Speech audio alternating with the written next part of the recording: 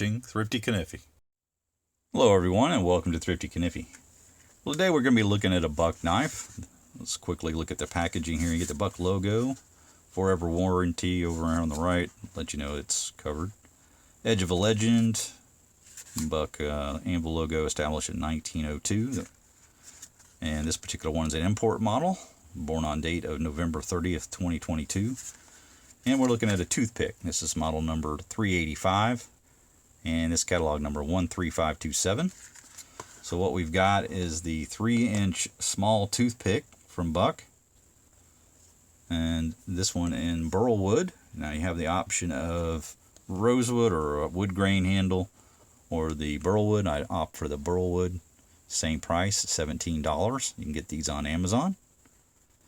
Now again, these are the Chinese models, so they are not the American-made bucks, but they are relatively inexpensive. They're $17 for this particular one. If you like a small toothpick or a toothpick style knife that you can drop in your fifth pocket, this is the one. I would definitely take a look at this guy.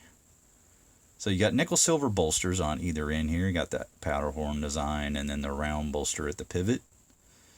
Of course, nickel silver hardware throughout. You've got nickel silver pins, a nickel silver shield, sort of hot dog style shield from Buck with their logo on it.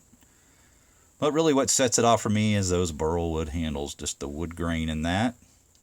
It's beautiful. And just take a close look at all that grain pattern in that wood. Just looks fantastic. Transitions to the bolsters from the handle are very, very smooth. Pins are well ground down. No issues there, nothing proud. Shield is flat. Feels well done across my thumb there. If we look at the back side, you can see that the color matching is pretty much the pattern matching as well. Just matching handles is very well done. Again, the nickel silver bolsters and pins are all nice and smooth across the transitions there. Pins are well ground down. Handle doesn't have any edginess around the perimeter. The bolster here feels pretty smooth. The elbow on that is maybe just a touch sharp, but doesn't protrude very much. As you can see, this has a pretty slim profile on it. Another reason why it's such a great little fifth pocket dropper. Of course, with its 3-inch size, it is, the small variety of a toothpick. Got a nice clean nail neck there, well centered for leverage. Not that you're going to really need it because it's only got about a 5 pull. And I'll shut up a moment and let you guys listen to the action.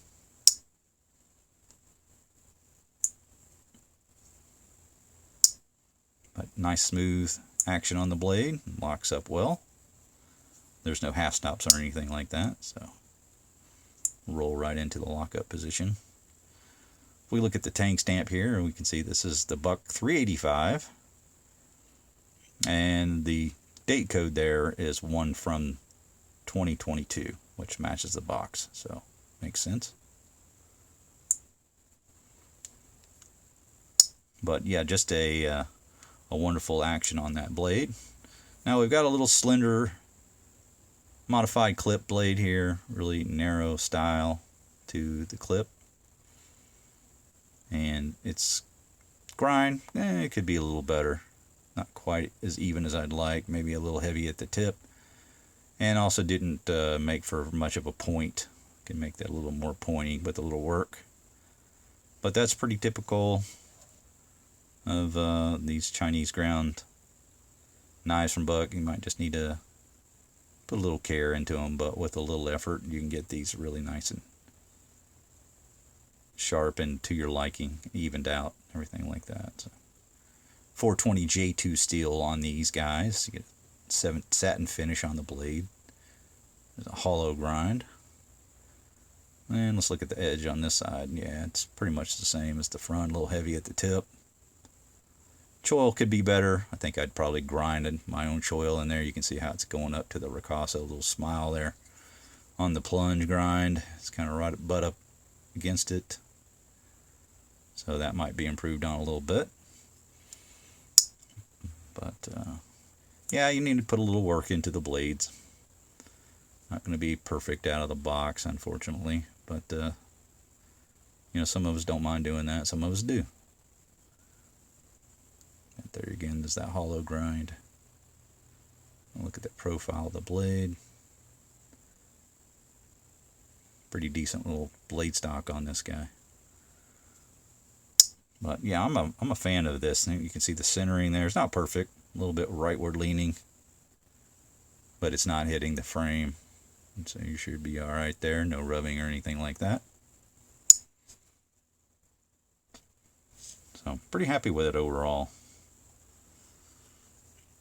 Yep. On this particular model, you got steel liners. Not the case with all their patterns, but this particular one, yep, definitely steel liners. And you can see a little bit of gapping. It's not perfect. Here at the top here, you can see it. And a little bit of a gap there at the bolster too. You can see that on that top side. So, yeah, not a perfectly built knife, but again, $17. It's kind of hard to get too picky. And a nice smaller model from Buck, single blade. So there you have it, 420 J2 steel on this guy.